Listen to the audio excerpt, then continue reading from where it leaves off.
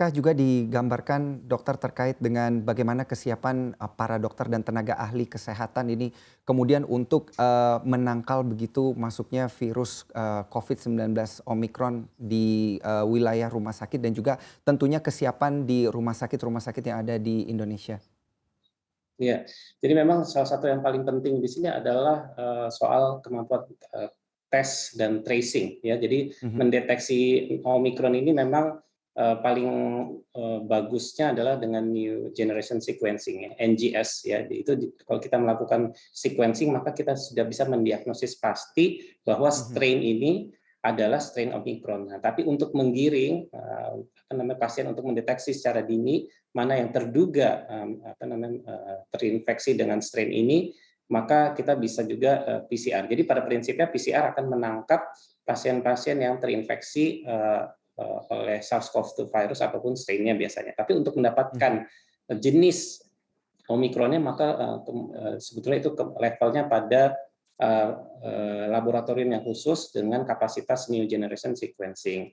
Itu soal deteksi. Kemudian juga untuk soal kemampuan klinis, tentunya kita harus selalu dekat dengan perkembangan ilmu pengetahuan. Memang saat ini masih dengan pedoman operasional dari Perhimpunan 5 Dokter Spesialis di Indonesia, salah satunya Perhimpunan Dokter Paru Indonesia, Dokter Ahli Penyakit Dalam, kemudian Ikatan Dokter Anak Indonesia, kemudian ada Dokter Anestesi, semuanya berkolaborasi, Ikatan Dokter Anak juga untuk merumuskan suatu tata laksana COVID yang Baik. paling up to date. Dan ini diharapkan bisa memberikan layanan medis yang paling optimal bagi pasien di Indonesia.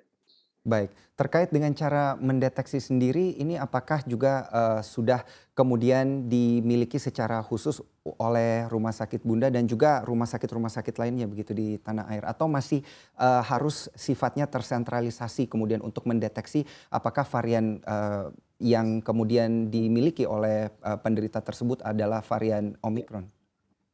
Ya, jadi memang ini unik ya. Salah satu karakter dari Omikron ini adalah dia memang mutasinya di protein S ya, di Mhm. gen yang mengkode protein spike ya, spike protein, sehingga di apa namanya diasumsikan kalau ada 3 gen yang diperiksa pada satu PCR, maka misalnya kita periksa N gene atau ORF1ab gene atau E gene atau S gene, maka yang kita bisa harapkan adalah eh, bisa mendeteksi keseluruhan target gen kecuali S gene. Jadi kalau S gene-nya negatif, kemudian yang lainnya positif, maka kita bisa menduga kemungkinan itu suatu pasiennya menderita yang Omicron. Tapi kalau keseluruhannya Mhm. positif, S gene-nya juga positif, mungkin itu varian yang lain. Nah, kalau kita di level rumah sakit, kita kapasitasnya tentunya adalah PCR. Jadi kita Mhm. screening, kita bisa meng-capture pasien-pasien yang terinfeksi atau terdeteksi SARS-CoV-2 virus pada sampel